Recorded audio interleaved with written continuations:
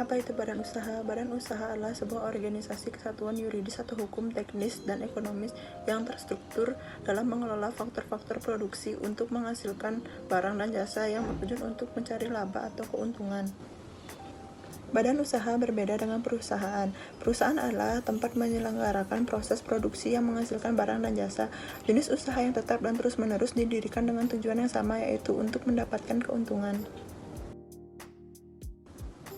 Badan usaha. 1. Merupakan kesatuan yuridis formal. Yang kedua, bertujuan mencari laba dan keuntungan. Yang ketiga, bersifat resmi dan formal dan harus memenuhi syarat-syarat tertentu. Yang keempat, bersifat abstrak yang hanya dapat dilihat dari akte pendirian. Perusahaan. 1. Merupakan kesatuan teknis produksi. Yang kedua, bertujuan untuk menghasilkan barang dan jasa. Yang ketiga, tidak selalu bersifat resmi atau formal. Yang keempat, bersifat konkret atau nyata seperti pabrik, toko, dan bengkel. Dan selanjutnya adalah perseroan terbatas. Perseroan terbatas adalah suatu bentuk usaha yang berbadan hukum. Pada awalnya dikenal dengan nama Nacionalis Federativas atau dalam kurung NEFI. Istilah terbatas di dalam perseroan terbatas setuju pada tanggung jawab pemegang saham yang hanya terbatas pada nilai nominal dari semua saham yang dimilikinya. CV, pengertian komunitas Federativas atau CV dan CV atau persekutuan komunitas merupakan suatu badan usaha persekutuan yang dibentuk oleh seorang atau lebih yang mempercayakan dana atau barang asetnya pada seorang atau lebih yang menjalankan suatu perusahaan dan berperan sebagai seorang pemimpin untuk meraih tujuan secara bersama-sama dengan suatu tingkat keterlibatan yang berbeda pada tiap anggotanya. Selanjutnya, salah satu bentuk badan usaha yang umum di Indonesia yaitu firma. Kata firma berasal dari bahasa Belanda yaitu Vennootschap van de Firma atau VOF, yaitu perserikatan dagang antara beberapa perusahaan yang disebut dengan FA. Di Indonesia, hukum persekutuan firma diatur dalam Kitab Undang-Undang Hukum Dagang atau KUHD dan Kitab Undang-Undang Hukum Berdagang atau KUHP. Salah satu contoh firma adalah Nike. Nike adalah sebuah perusahaan firma yang berasal dari Amerika Serikat dan namanya sudah sangat populer di Indonesia. Perusahaan firma ini memproduksi sepatu, pakai, dan berbagai macam alat olahraga yang sudah mempunyai brand besar dan populer di dunia. Bahkan Nike juga sering menjadi sponsor olahragawan terkenal yang sudah pasti menjadi keunggulannya tersendiri. Baik, selanjutnya ada koperasi. Koperasi diatur dalam Undang-Undang Nomor 25 Tahun 1992 tentang perkoperasian sebagai pengganti Undang-Undang Nomor 12 Tahun 1967. Dalam pasal 1 angka 1, Undang-Undang Perkoperasian dinyatakan bahwa yang dimaksud dengan koperasi adalah badan usaha yang beranggotakan orang-orang atau badan hukum koperasi yang melandaskan kegiatannya berdasarkan prinsip koperasi sekaligus sebagai gerakan ekonomi rakyat yang berdasarkan atas kekeluargaan. BUMN adalah badan usaha yang sebagian besar modalnya dimiliki oleh negara melalui pernyataan secara langsung berasal dari kekayaan negara yang dipisahkan. Oke, selanjutnya BUMN dibagi menjadi dua jenis. Yang pertama ada perseroan terbatas negara dan yang kedua ada perusahaan negara umum. Nah, di perseroan terbatas negara sebelumnya disebut dengan PN atau perusahaan negara. Adapun dasar hukum yang mengubah perusahaan negara menjadi perseroan terbatas negara yaitu antara lain yang pertama itu ada instruksi Presiden RI nomor 17 tanggal 28 Desember tahun 1969. Yang kedua ada peraturan pemerintah mengganti Undang-Undang nomor 1 tahun 1969. Dan yang ketiga ada peraturan pemerintahan RI nomor 12 tahun 1969. Nah, selanjutnya ada perusahaan negara umum.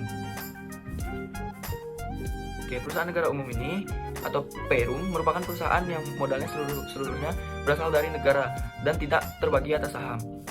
Perum ini dipimpin oleh suatu direksi yang bertanggung jawab atas segala hubungan hukum dengan pihak lain dan diatur menurut hukum perdata. Contoh perusahaan yang termasuk dalam BUMN yaitu Pegadaian, Telkom, PLN, PT, KA, dan lain-lain. Oke, selanjutnya ada perseorangan. Jenis badan hukum baru ini diatur pertama kali melalui Undang-Undang Nomor 11 Tahun 2020 tentang Cipta Kerja atau UU Cipta Kerja. Pada pasal 153A UU Cipta Kerja diatur bahwa perseroan yang memenuhi kriteria usaha mikro dan kecil dapat didirikan oleh satu orang. Meskipun didirikannya hanya oleh satu orang, namun bertanggung jawab hukum pada perseroan perorangan mengikuti selayaknya perseroan pada umumnya. Pada perseorangan dianut limited liability, artinya yaitu pemegang saham atau pendirinya hanya bertanggung jawab sebesar saham yang dimilikinya. Hal ini tertuang dalam pasal 153J ayat 1 UU Cipta Kerja, yaitu pemegang saham perseroan untuk usaha mikro dan kecil tidak bertanggung jawab secara pribadi atas perikatan yang dibuat atas nama perseroan dan tidak bertanggung jawab atas kerugian perseroan melebihi saham yang dimiliki. Oke. Bab 2. Pengusaha dan para pembantunya. Sebuah perusahaan dapat dikerjakan oleh seorang usaha atau beberapa orang pengusaha dalam bentuk kerjasama. Dalam menjalankan perusahaannya, seorang pengusaha dapat bekerja sendirian atau dibantu oleh orang lain. Menurut HMN Purwo Sucipto 1995, pembantu perusahaan dapat dibagi menjadi dua jenis, yaitu pembantu dalam perusahaan dan pembantu di luar perusahaan. Pembantu dalam perusahaan meliputi pelayan toko, pekerja keliling, pengurus filial, pemegang prokurasi, dan pimpinan perusahaan.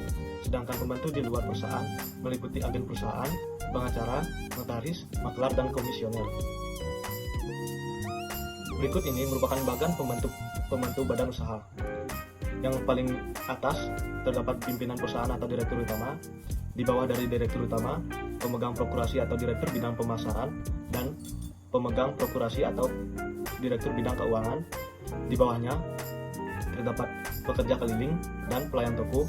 Di bawahnya pengurus filial atau dirut cabang perusahaan.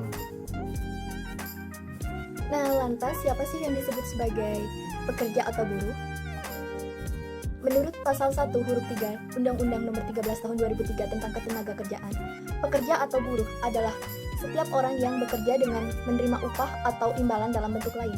Sementara itu, menurut pasal 1 huruf 15 Undang-Undang Nomor 13 Tahun 2003, hubungan kerja adalah hubungan antara pengusaha dengan pekerja atau buruh berdasarkan perjanjian kerja yang mempunyai unsur pekerjaan, upah, dan pemerintah. Hubungan tersebut ada dua. Yang pertama ada hubungan kerja. Hubungan kerja adalah suatu hubungan antara pekerja dan pengusaha terjadi setelah diadakan perjanjian oleh pekerja dengan pengusaha. Jadi, dalam hal ini, ada hubungan antara atasan dan bawahan atau subordinasi. Yang kedua ada hubungan pemberi kuasa, yaitu hubungan hukum yang diatur dalam pasal 1792 KUH Perdata, sebagaimana yang telah dikemukakan dalam bab 1. Dalam hal ini, pengusaha, pemilik atau pendiri badan usaha memberikan kuasa kepada para pembantunya untuk menjalankan suatu kegiatan bisnis. Jadi, kesimpulan yang kita dapat yaitu badan usaha adalah kesatuan yuridis dan ekonomi menggunakan faktor produksi untuk menghasilkan barang dan jasa dengan tujuan untuk mencari laba. Sedangkan perusahaan adalah suatu unit kegiatan yang melakukan aktivitas pengelolaan faktor produksi untuk menyediakan barang dan jasa bagi masyarakat, mendistribusikannya, serta melakukan usaha lain dengan tujuan memperoleh keuntungan dan memuaskan kebutuhan masyarakat.